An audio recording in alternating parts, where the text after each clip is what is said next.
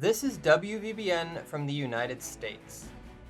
The American detachment to Narvik traversed the Atlantic this week and found themselves in a bleak mood after rumors spread about the messy political situation at the INPF base.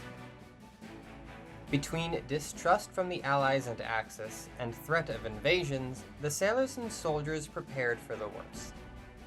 An unacknowledged passenger on their journey was the French cruise ship Normandy, who had been shadowing the convoy as they made their way towards England. The trip was thankfully uneventful, but Normandy never lost sight of the convoy.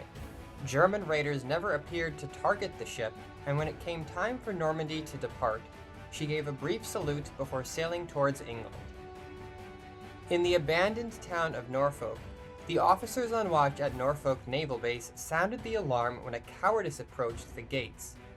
While instinct may have been to shoot on sight, for one reason or another, the officer gave the order to hold fire, as he observed the Morgana began to beg for her life. The vessels on duty and guard batteries complied, though not before Blakely fired off a few shots. The standoff lasted only a few minutes, while the officers conferred with command, and the order was given for cowardice to enter the gates of Norfolk, carefully watched by Wichita and Yorktown. The gates closed, and with no civilians around to spread the news, further events would await to be seen. At another fort along the east coast, a strange-looking bronze capsule crashed on the beach, despite attempts to blast it out of the sky. Upon investigation, it was discovered to be some kind of Morgana-constructed pod, bearing a message from someone calling themselves Cassandra.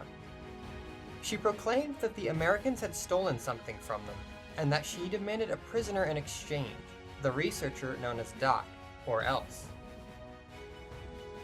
The South Pacific Battle Fleet continued to keep Morgana forces at bay, but was still hard-pressed for effective air cover. On the morning of March 24th, Enterprise launched her entire complement of F-3F fighters, but instead of a defensive position, they flew towards Central America.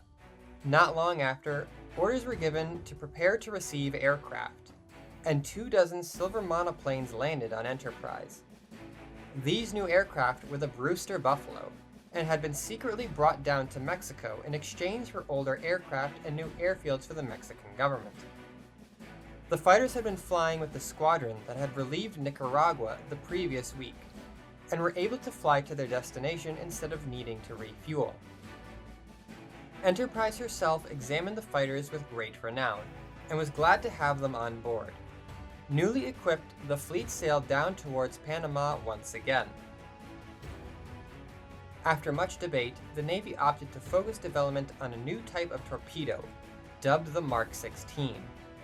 This torpedo would be able to have the speed and range to counter most types of Morgana vessels, which the previous Mark 14 could not. President Roosevelt continued his suspension of normal routines after meeting with the Brazilian ambassador. Instead, he continued to meet with diplomatic entourages from France and Britain. The White House did not offer comment. General MacArthur reached the Philippines with his escort this week to much fanfare. The general did not have long before his duties called, as Preston, Portland, and Northampton were in need of repairs, and the imminent situation at Guam demanded his attention. As soon as the Pacific Convoy Force arrived in Manila, they were issued new orders. The fleet would be dispatched to search for the lost French vessels down near the Dutch East Indies, starting in the Banda Sea. Though they discovered much wreckage, no sign of the French vessels was found. Their next area would be the Arafura Sea.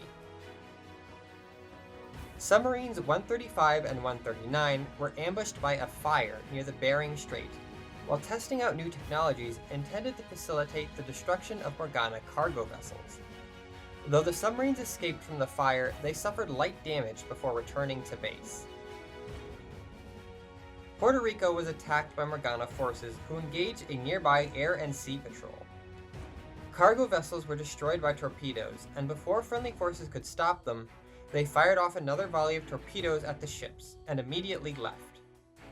No warships were destroyed, but the same group was later discovered in Port of Ponce, laying waste to the civilian vessels present.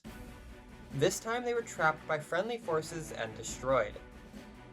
Richmond, California saw the dredging of the Santa Fe Channel in preparation for the construction of new dockyard facilities led by entrepreneur Henry Kaiser, who promised new cargo vessels for the U.S. The Argentia Naval Base was established in Newfoundland after being leased by the British. Regular air and sea patrols would be conducted from the base for the duration of the war. Finally, a number of U.S. states received authorization for the construction of battleships or other vessels for their own state naval militia. Virginia, Massachusetts, and Florida were among the first to place orders of battleships, monitors, and destroyers. This has been WVBN from the United States.